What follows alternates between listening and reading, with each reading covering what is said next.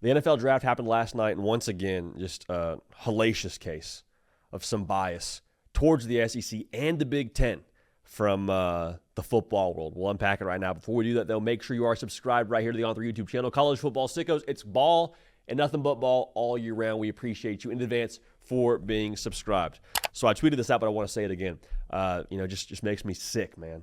Makes me sick. These scouts, these GMs that put food on the table by finding the best football players to play for their organization, once again, man, just selling out for clicks, for money for the big brands. You had 15 players from the SEC last night drafted in the first round, 11 from the Big Ten. If you can't tell, this is dripping with sarcasm. This makes me so frustrated because last year this time, we're talking about all these teams from the SEC and the eye test. And the Big Ten as well, you can factor them in as well into this conversation, though not as many were on the line when it came to the college football playoff conversation. But people looked at you like you had 17 eyes in your forehead when you said, no, I think that South Carolina could have given fill-in-the-blank team in the college football playoff a game. And this is not me, hear me very clearly, this is not me standing on the table telling you that South Carolina should have been in the playoff. I think the committee's logic was sound. The records have to matter. The games have to matter. I'm here for all of that. But people looked at you like you were just outside of your mind when you tried to make a case for the eye test. Like, here's my thing. I'm not telling you Bama should have been in the playoff, Ole Miss or South Carolina should have been in the playoff. But this is why those schools from those two conferences get the benefit of the doubt in certain circumstances. I'm not even telling you that's the right logic to have. I'm not even telling you that's the way that we should do this thing. But when it comes to trying to pick the best teams in college football for a playoff field, I am very okay with us saying, you know what? Those teams typically either have or play teams with players that go play on Sundays, i.e. better talent level. I'm okay with that being the filter we run this thing through. Now, hear me clearly. When there's a head-to-head involved now, when you have a school that is, from a different conference that plays one of those schools in the Big Ten or the SEC during the regular season, we can factor that in as a data point. That should definitely be talked about. But the thing with college football, and this is something that we said a couple times during the season, college football is so subjective. If you don't believe me, look at the fact that we rank teams every single week that have never played each other. We had Oregon ahead of, to pick a random school here, Alabama every single week. Is Oregon better than Alabama? I think so. I happen to believe so. Do we know that without a shadow of a doubt? Again, I think if Oregon played Alabama tomorrow on a neutral field, they would beat them. I think they beat them pretty handily. But we don't know that for a fact. Haven't played each other. There's no head-to-head to go off of there.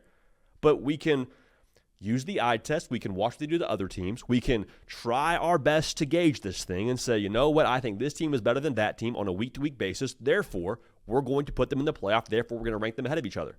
That's kind of how this whole thing has always worked. And so there were so many people last year getting frustrated that we were leaning towards these teams and these conferences. And then last night, the NFL, again, they don't care about your brand. They don't care about what school you went to. They care about, are you going to help us win on Sundays? Are you going to help me stay at this same house I'm living at right now in New York City, in Philadelphia, in Kansas City, keep my kids in their private schools so they don't have to move halfway through the year? Are you going to help me keep my job? Yes or no? That's all I care about. Don't care about if you went to Georgia, went to Bama, went to an FCS school. It doesn't matter to me. What I care about is, are you a good football player? And routinely, those people with those decisions to make pick the SEC and the Big Ten. This is, I don't care about your brands. Like me personally, we see this a lot. SEC bias, Homer, whatever, brands, clicks. Like, dude, I don't care. I'm from Southern California, played at an FCS school, met my wife at a Big 12 school. Like, I don't care about your brands.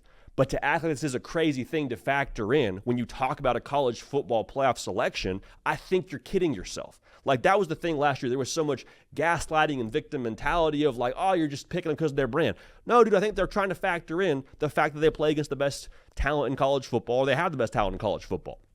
Again, that should not be the only thing we look at. That should not be like a black and white determining factor. You shouldn't count up draft picks during the course of a college football playoff selection process and say, well, I think they have 10 draft picks. I think they have one. Therefore, that team with 4 losses with 10 draft picks should be over the team with 1 draft pick who's got 2 losses. That's not what I'm lobbying for. I'm just saying, for it to factor in when it comes to the subconscious, when it's just something you kind of maybe keep a pulse on, I'm very okay with that. I'm very okay with that being kind of the the benefit of the doubt here. Like, if you have to hire for a job, you have a limited time to do that, i.e. a college football season, you're probably going to lean towards the schools that you recruit from with people with high GPAs and a pretty strong track record. You're probably going to lean towards the Stanfords and the Yales and the Harvards. Y'all, I hate Yale and Harvard. I'd probably look there first over some other schools like a Sam Houston State or a Texas State. No knock on those schools. But there might be people at Sam Houston State and Texas State that could do the job that I'm hiring for 10 times better than the Harvard or the Yale grad. But again, if we're trying to gauge this thing as best as we humanly can, that's probably where I will lean. Not saying that's the only place I look, but that's probably where I'm going to lean. So with that being said, in terms of the college football playoff, we're not going to reach a point here, just to kind of riff on this a little bit longer, we're not going to reach a point here where we're all in agreement, oh yeah, that team at 12, that team at 11, they definitely deserve to be in because of X, Y, and Z reason. Like, we could expand this thing to 64 teams, and there's still going to be an argument about 65 and 66 could have gotten in. Do they get hot and make a run? Who knows? Like, that's always going to be something we talk about here. But I do think now, as we look to the future of the playoff and this whole world we're living in college football, like the Big Ten and the SEC very clearly hold a lot of the chips, a lot of the bargaining chips. And last night was another example of why the bias, so to speak, not really something that I think is based in brands or based in clicks or money or whatever. Like, it's based in trying to make our best approximation, our best guess when it comes to who has the best players and who has the best teams, and at that point in time, we'll go from there. Hear me clearly again. I keep saying hear me clearly. I want to make sure we're not misunderstood here. I'm not lobbying for the records not to matter. What I'm lobbying for is when things are equal and we don't have a data point where these teams play head-to-head and there's something ambiguous about it and we have to be subjective, I'm okay with leaning towards the team that we believe has more talented players, that we believe is playing against more talented players. If we're wrong, so be it. Alabama should not have been in last year. That's very, very obvious at this point in time. But I'm okay with that logic. So I'm sure there will be nothing but agreement in the comment section. I'm sure we'll be just unanimous harmony for all of us, and we'll lock arms and sing Kumbaya. So if you want to be a part of that, again, make sure you're subscribed. College football, nothing but college football year-round. Appreciate y'all. Love y'all. Love the debate that is in the sport. We're going to keep this party rolling. We will see y'all next time.